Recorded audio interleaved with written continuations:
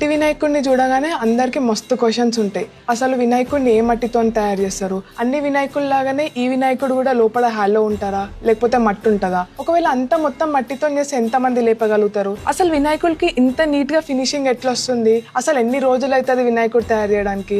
మొత్తం వినాయకుడి ప్రాసెస్ నేను మీకు చూపిస్తా. ఫస్ట్ స్టెప్ మట్టిని వాటర్లో నానబెట్టడం.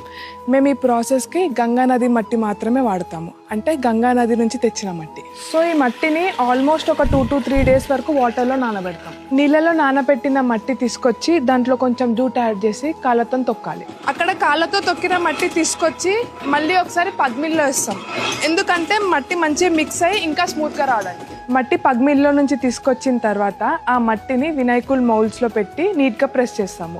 ఫ్రంట్ పార్ట్ సపరేట్ ప్రెస్ చేస్తాము and back part separate press చేస్తాము. ప్రెస్ చేసిన తర్వాత ఆ మట్టి ఆరడానికి అట్లీస్ట్ 3 to 4 days టైం పడుతుంది. జాయిన్ చేసిన తర్వాత 1 to 2 hours ఆగి దాన్ని సపరేట్ చేస్తాము. ఇప్పుడు మనం వినాయకుడికి తొండం ఇంకా చేతులు సపరేట్ గా పెట్టాలి. ఇప్పుడు వినాయకుడు కంప్లీట్ గా డ్రై అవ్వడానికి అట్లీస్ట్ ఒక 7 to 8 days దాన్ని కంప్లీట్ గా వదిలేస్తాం అది డ్రై అవ్వడానికి. ఇట్లా డ్రై అయ్యే ప్రాసెస్ లో మనకి వినాయకుడి నుంచి చిన్న చిన్న క్రాక్స్ వస్తూ ఉంటాయి, అంటే వినాయకుడు ప్రాపర్ గా డ్రై అయినట్టు. ఇట్లా క్రాక్స్ లో మట్టి పెట్టిన తర్వాత వినాయకుడిని నీట్ గా పేపర్ తో ఫినిషింగ్ చేస్తాము. దీని వల్ల మనకి ఫైన్ ఫినిషింగ్ వస్తుంది. ఇప్పటి వరకు చేసిన ప్రాసెస్ మొత్తం 90%. ఫైనల్ స్టెప్ వినాయకునికి కళ్ళు వేయడం. మళ్ళీ పెయింటింగ్ అనగానే ఇవేవో కెమికల్స్ యూజ్ చేసినట్టు అస్సలు అనుకోకండి. మేము యూజ్ చేసే కలర్స్ అన్ని వాటర్ బేస్, అవి వాటర్ లో ఈజీగా కరిగిపోతాయి. అండ్ వినాయకుడికి ఆ కంప్లీట్నెస్, ఆ దివ్యత్వం కళ్ళేసిన తర్వాతే కనిపిస్తుంది. అండ్ మా మిట్టి ఆర్ట్ స్పెషాలిటీ ఏంటంటే మేము వేసే కళ్ళు మీరు వచ్చి మా వినాయకుడిని చూసినప్పుడు వినాయకుడు డైరెక్ట్ వచ్చి మీతో మాట్లాడుతున్నట్టు ఫీల్ అవుతారు. సో ఇదండి మా మట్టి వినాయకుడు తయారు చేసే ప్రాసెస్. మీకున్న అన్ని డౌట్స్ నేను క్లియర్ చేసిన అనుకుంటున్నా. ఇంకేమైనా డౌట్స్ ఉంటే మా కమెంట్ సెక్షన్ లో కామెంట్ చేయండి.